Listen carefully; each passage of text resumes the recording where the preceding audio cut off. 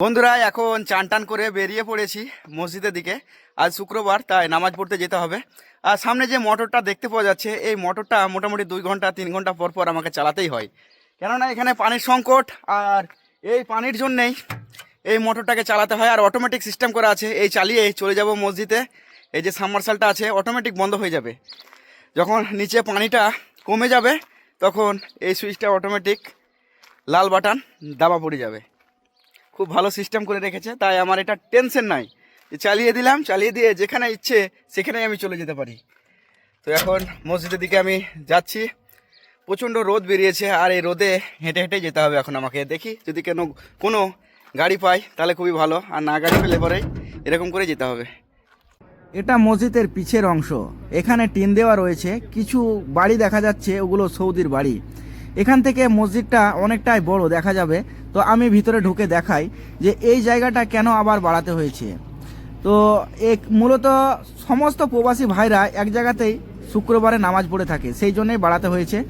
এই যে এখানে 5 ওয়াক্ত নামাজ পড়া হয়, তারপরে পরে এই যে গেটটা রয়েছে, এই গেটের পরে অনেক বড় মসজিদ, সেটা দেখলেই বুঝতে পারবে। অনেক সৌদি মানুষ এসেছে আর বসেও রয়েছে। অনেক বড় বড় গেটগুলোও তৈরি করেছে, আর মসজিদের ভিতরে শুধু লাইটেই লাইট।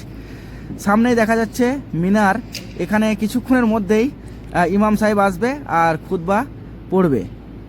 এখন মসজিদে চলে এসেছি, ঘাম গাতে ভাইয়ের কাছে বসলাম। ভাই সানগ্লাস পরে বসে বসে ছবি তুলছিল, তাই ভাইয়ের কাছে এসে বসলাম। এই যে ভাই খুব শৌখিন।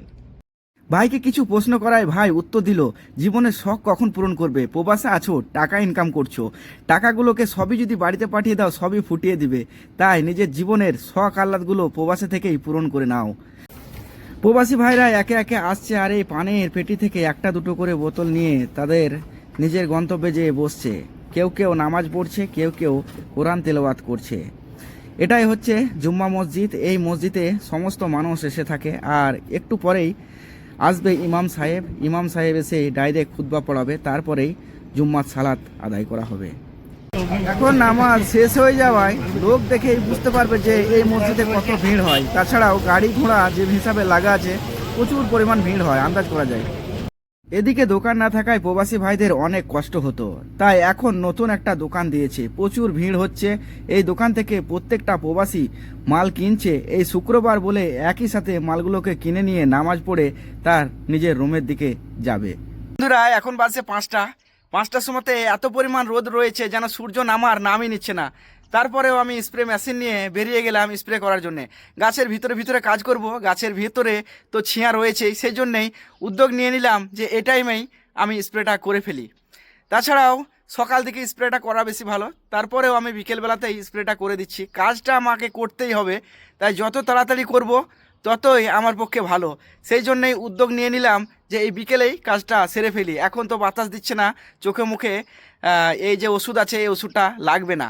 এই যে এখন আমি ওষুধটা নিয়ে নিয়েছি হাফ, এই ওষুধটা মেশিনে এখন ঢেলে দিই। দেখে মনে হচ্ছে যে পেট্রোল, কিন্তু আসলে পেট্রোল নয়, এটা একটা স্প্রে। তারপরে এই পাইপের মাধ্যমে স্প্রে মেশিনে পানিগুলোকে ভরে দিই। প্রচুর লবণের কারণে যে ছাঁকনিটা রেখেছি, এই লবণের কারণেই, কেননা এখানে যে পরিমাণ লবণ আছে মেশিনটা খারাপ হয়ে যাওয়ার সম্ভাবনা থাকবে, তাই ছাঁকনি দিয়েই পানিটাকে ছেঁকে নিচ্ছি। তবুও টাঙ্কির পানি যদিও না ছাঁকলেও হতো, কিন্তু লবণের কারণেই আমাকে ছেঁকে নিতে হচ্ছে। এই মেশিনটা 20 লিটারের মেশিন, 20 লিটার পানি আটবে, আর অনেকক্ষণ ধরেই স্প্রে করা যাবে এই 20 লিটারেই। বন্ধুরা এখন অবধি ট্যাঙ্কি ফুল হয়ে গেল, 20 লিটার বুঝে গেল। পানিটার কালারটা ঘোলা হয়ে গেল ওষুধ দেওয়ার কারণে। এখন আমি এই সকেটটা বন্ধ করে দিই, যাতে করে পাইপ থেকে কোনো রকম আর পানি না বেরোয়। এই যে বন্ধ হয়ে গেছে পানিটা। তো ঢাকনাটা এবার লাগিয়ে দিই। তো ঢাকনাটা এখন লাগিয়ে দিলাম। এই যে ব্যাগটা লাগিয়ে নিয়েছি, এখন আমি এবার উঠে পড়ব। এখানে কেউ নাই যে ঘাড়ে ব্যাগটাকে তুলেও দেবে, স্প্রে মেশিনটা তুলে দেওয়ার মতো লোক নাই। তাই এই জায়গাতে বসে বসে আমি ফিতেগুলোকে লাগানোর পরে উঠছি নিজে নিজেই। এই যে উঠে গেলাম। এখন 5টা বেজে গেলেও এই খেজুর গাছের পাতার ছায়া যেন রোদের ছোঁয়াই পায় না, পুরোটাই মনে হচ্ছে যেন ছায়া হয়ে গেছে। এই যে খেজুর ধরে আছে, আর এই পাতাগুলো এত বড় বড় যে কোনো রকমের ছায়া পৌঁছাইছে না মাটিতে।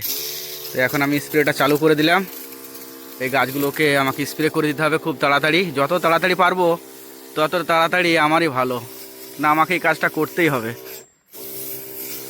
তাই আমি স্প্রেটা করতেই লাগলাম।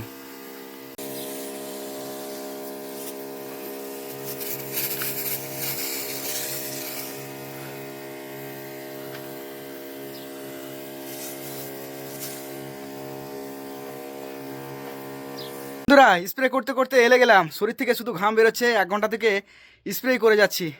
স্প্রে হয়ে গেল, সূর্য এদিকে ডুবে গেছে। 5টা থেকে 6টা অবধি স্প্রে করলাম। তো সৌদি আরব ভাই এরকমই প্রবাস জীবন কাটাতে হচ্ছে, দেখছো তো। এই সকালে কাজ করলাম একটু, বিকেলে একটু কাজ করলাম, আবার কোনো দিন হয়তো বসেই থেকে যাব।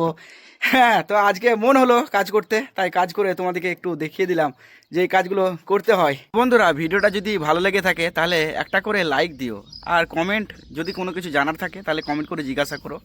তাছাড়াও সৌদি আরবের ব্লগ ভিডিও যদি দেখতে চাও তাহলে আমার চ্যানেলটাতে সাবস্ক্রাইব করে রেখে সাথে থাকো, তাহলে আমি যখনই নিত্য নতুন ভিডিও আপলোড করব তোমাদের কাছে পৌঁছে যাবে।